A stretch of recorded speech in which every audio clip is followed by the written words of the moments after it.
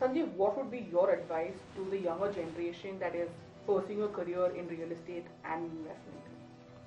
Okay, well, I have to say that I don't necessarily see myself that well qualified to give advice, but since you've asked, I'll make an attempt. So I would say that I think, let me just try to answer that. What excites me about real estate? What excites me about real estate is seeing a piece of land transform into an asset which is live and vibrant, occupied by people, uh, you know, uh, going through a technology shift uh, in certain sectors, being used for productive use like manufacturing. To me, that is exciting.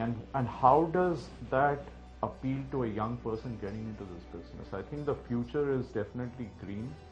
So, and real estate is very well positioned to benefit from ESG practices.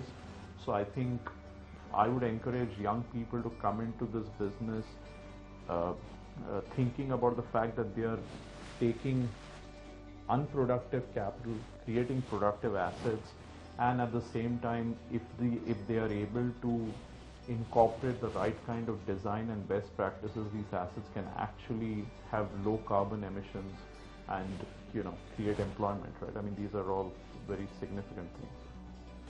Sanjay, what is your perception on the real estate sector as a leading employer in the business? I do feel that that real estate companies, especially I would say that I think Singapore actually is quite good at in terms of nurturing real estate talent. They have like National NUS, which is a leading university there, is actually having one of the oldest real estate schools, and which has continuously generated a pool of talent for the sector. And I think that has really helped Singapore to grow as a real estate focused investment hub. I think if you ask me, if I put that in the Indian context, I think the industry and the leading universities in India need to collaborate significantly to build that talent pool and encourage more young people to come into the sector.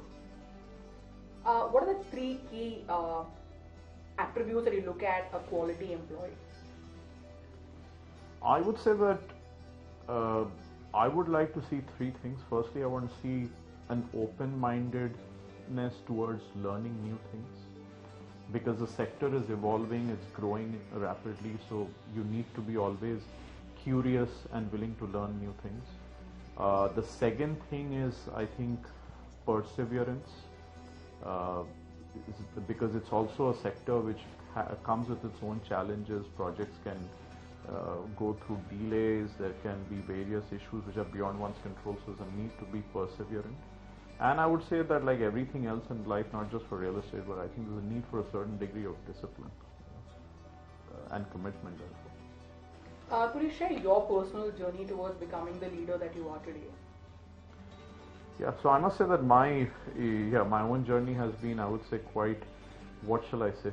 It's been a winding one rather than a straight one. I mean, in the sense that I started off as a chartered accountant. My initial career was more sort of in the accounting and financial control part of business.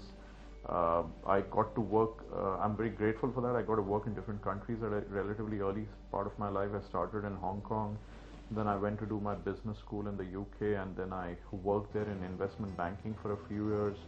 And again, I came back to India, and at a point of time when I could really benefit from the tremendous growth that India saw in 2005 to 2009 in particular. So, and that was the time when I entered the real estate private equity space. So there were hardly any real estate private equity investors. There were just a handful, but a lot of new players were coming in. So learning. So that's why I attribute so much value to learning, because I still remember the first day when I showed up at work. I was the only guy wearing a suit, and somebody used the terminology FSI, and I just asked that what does that mean, and I think everybody in the room was wondering how the hell did they hire this person. so yeah, but it's been a lot of fun, a lot of new learning, and I still, what I like about my job in that sense, if you ask me, is that in a day I'm doing like several different things which are totally diverse from one another, and I'm learning new things. So yeah, so it's great fun. Which is your favorite book that has left a lasting impression on you? I have to say I've got many books. I mean, I do read quite a bit, so I must have got many books that have left a deep impact. But one book which I really enjoyed reading. I mean, I think the book, the reason I picked that is simply because I think that book stayed with me for quite a while after I read it, which was a book called The Kite Runner by Khalid Hosseini. And the reason why that book impacted me so much was because, it's a story of a young boy who goes through some very exceptionally difficult circumstances in his early years of his life, and he then is taken out of that situation, but it has kind of made him emotionally numb.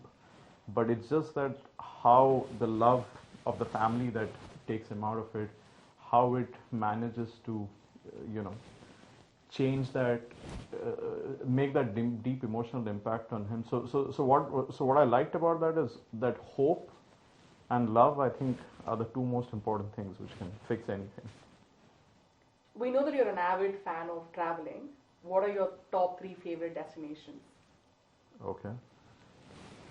Yeah, I must say I do love traveling. I think, and I'm very grateful that I had the opportunity to indulge in that hobby. So I would say that I love Thailand because as a family we've been there many times, and we love the food. There is something quite unique about the local culture. The other place that again has been a favorite of many of our family vacations is Japan. I mean, I went to Japan relatively late in life, and I just came away with a deep appreciation of how unique their culture is, and the tremendous respect that they have for their culture. I mean, it's truly something to be admired. I think it's something which many other Asian countries with a rich civilization to try to emulate. I think the third place, of course, is where my kids live, which is Vancouver. Both because we go back there and we all spend time together. And the second thing is also Vancouver is actually a stunningly beautiful city. You get like snow-capped mountains on one side, you get the Pacific Ocean on the other. So it's just a very beautiful place. Yeah.